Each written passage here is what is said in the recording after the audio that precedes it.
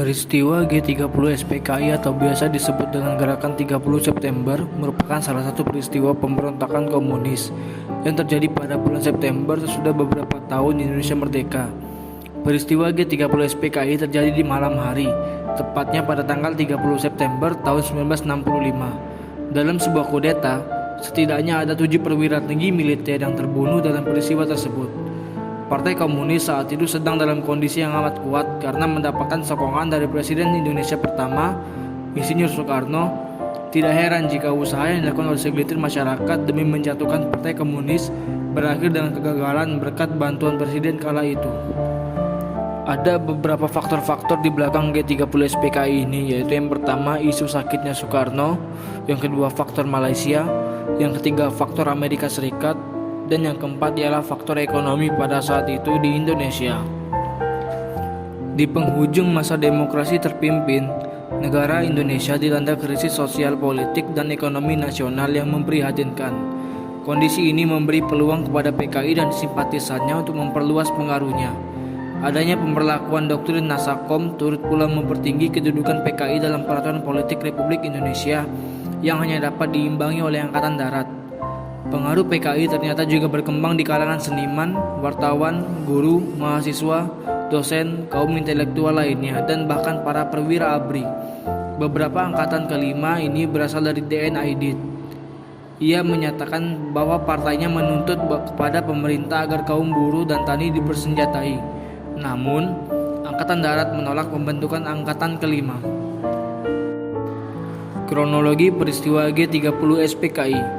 1 Oktober tahun 65, gedung RRI Pusat dan kantor Pusat Telekomunikasi dapat direbut kembali tanpa pertumpahan darah oleh satuan RPKAD di bawah pimpinan Kolonel Sarwo Edi Wibowo.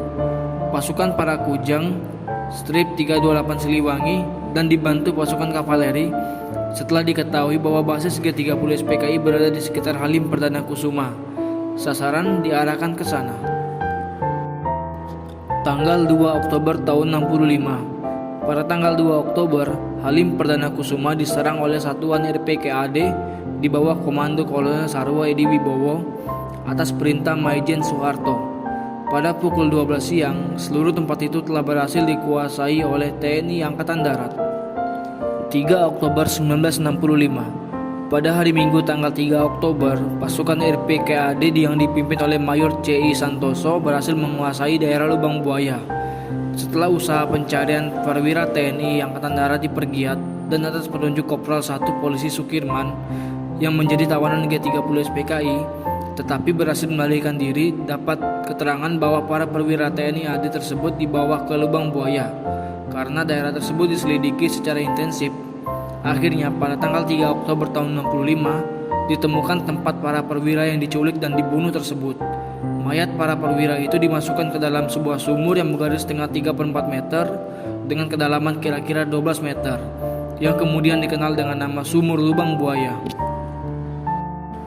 4 Oktober 1965. Pada tanggal 4 Oktober, penggalian Sumur Lubang Buaya dilanjutkan kembali karena ditunda, yang diteruskan oleh pasukan para amfibi KKO Angkatan Laut dengan disaksikan pimpinan sementara TNI Angkatan Darat Maijen Soeharto.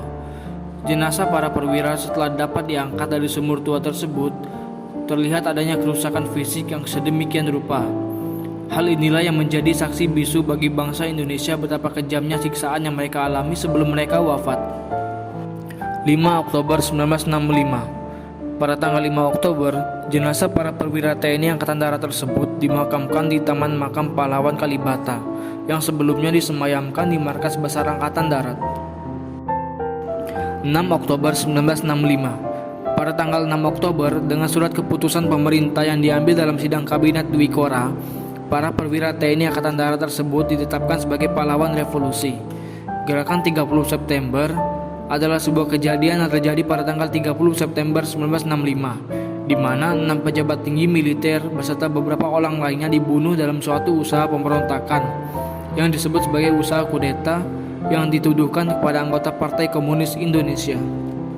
Kejadian ini juga berdampak pada sosial dan politik, yaitu pembubaran PKI. Anggota PKI yang tak terlibat pun ikut dihukum dan dibantai.